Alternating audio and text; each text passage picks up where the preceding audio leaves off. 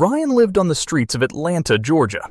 He grew up in the city and had an excellent job once, but he became addicted to gambling and a few illicit substances, which cost him everything he owned.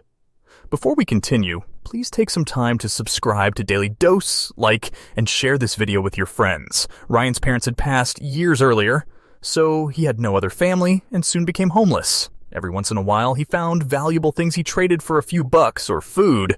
But one day, Ryan was at the bus station and saw an abandoned old suitcase. People walked around ignoring the suitcase, but Ryan waited to see if anyone came back looking for it. After a few hours, he decided to take it to the shelter where he stayed some nights. He opened it away from other people and was shocked by its contents. There was a manila folder on top of stacks of money. Ryan couldn't believe that someone carried around so much cash and forgot about it at the bus station, but when he looked at the documents, he saw that this belonged to someone named Pamela Leslie. The documents also contained an address. This money could really change my life, but she probably needs it for something, he thought. The following day, he walked to the address, which wasn't that far from the shelter. It led him to a nice neighborhood where he felt out of place. I hope this will be quick, he mused. Ryan knocked on the door, and a woman around his age greeted him. She frowned at him and spoke up. "Can I help you?" she asked. But Ryan was shocked. It was Pamela, his first love. He didn't recognize her last name because it was initially Nielsen.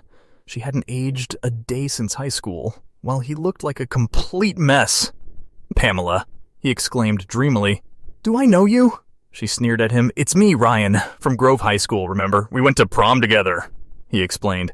Pamela's eyes widened a tiny bit, but she didn't want to acknowledge the homeless man on her front porch. "Okay, if you say so," she snapped. "What are you doing here anyway? Do I have to call the cops?" Ryan was hurt by her tone, but understood her. He was embarrassed to be seen in his disheveled state. He had been her handsome date to prom long ago, but he was homeless and needy now. Well, yes, I found this suitcase. I looked inside and saw your name and address, so I brought it here," Ryan finally explained. Pamela grabbed the suitcase hastily as if he was going to steal it. "So you stole my suitcase at the bus station when I wasn't looking?" Pamela accused. "No, I swear I didn't steal it. The suitcase was sitting at the bus station for hours. I was begging for money there and no one claimed it, so I took it. But once I saw your name, I decided to return it. You can count the money. Everything is there," Ryan vowed. "Fine. You can leave now," Pamela replied and slammed the door in his face. Ryan couldn't believe that his biggest high school crush had become such a heartless woman. He was in such shock that he couldn't move for a while. Meanwhile, Pamela brought the suitcase to her living room and examined the contents. Just then, her husband, Matthew Leslie, appeared. "Honey, you found the suitcase," he exclaimed happily.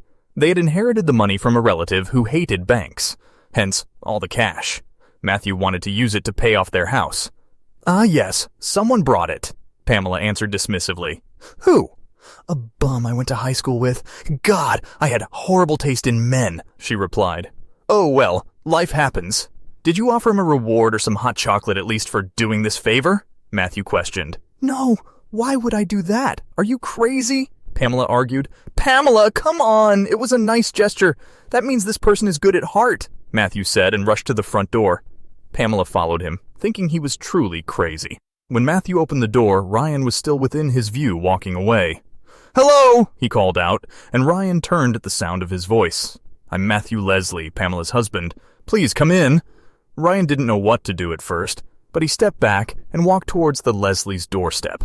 "I can't thank you enough for bringing that money home," Matthew told him as he arrived at their door. "Thank you. It was no trouble, really. I told Pamela that I didn't take anything," he explained, stepping into their home. "Well, not to worry. Let me make you some breakfast and hot chocolate. I'm sorry that Pamela didn't offer you something earlier. She has been so stressed about the suitcase since yesterday." Matthew excused his wife. Pamela looked annoyed, but they went to the kitchen where her husband cooked them all breakfast. He asked Ryan about his life, and it slowly turned into a pleasant conversation for everyone. Ryan was about to leave when Matthew offered him several $100s. "Oh no, I can't accept," Ryan mumbled. "Please, take it. This money was important to us, but we can spare a little so that you can have a few nights of sleep at a decent place," Matthew insisted, grabbing his hand and giving him the money.